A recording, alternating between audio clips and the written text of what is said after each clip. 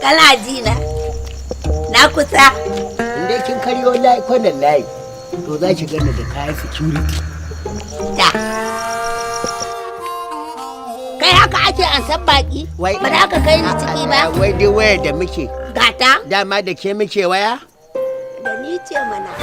Ni ba da mu tun da haka ba, mun ki mana da mu da. Chồng ki mana.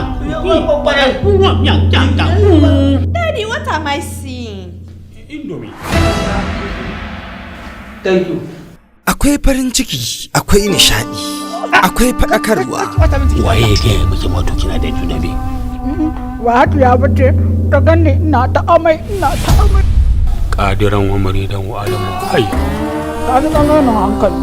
Aka kowa sanin me ya faru. To dai ba taimakon juna muka yi ba? Labari mai tafiya bisa doron fahimta. Wata cakuɗeɗeniya ce ke wanzartuwa cikin wannan gida. Lakabin sunan shirin yana zuwar muku da take kamar haka. Ina koko. Kuku. Bai iya girki ba, sai dai dinga ɓata mana kan abinci da dukiya. Jigilar ɗaukar nauyin shirin fim ɗin AUK Entertainment. Bankada. Buzuzu baki kirin. A abincin ka ce hada muke ce. A garin makuta ina ce ugogo. Mai hekara. Kuku. Tafi security. Ka kula. Na kula. Sai kun bude za a higo. Sai kun bude za a fita. To in kai da wata ran kai za a bude ka fita. Kaka ji dan iska sai kace shi ne mai gidan.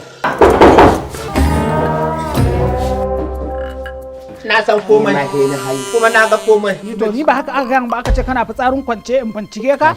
A haba dan Allah. Wai me yasa a cikin gidan nan ba munafiki algungumi irin ka ne? Na haula. Ha! Security. Kai ba san karshe shaye ba. Ni kaga faduwa. Wallahi bacci ne. Kuku. Da ayar Qur'ani ina babba kaki wannan. Wallahi ƙarya ne a ce wani ina da juna biyu. Ka dalla ki dalla. Ki duwa me yake faruwa? Mahaukaciya ce.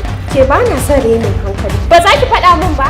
Ya za a ce kina gidan miji ya ci da ke sha da ke amma kuma ki yanka mishi albashi. Wannan aikin amana ce.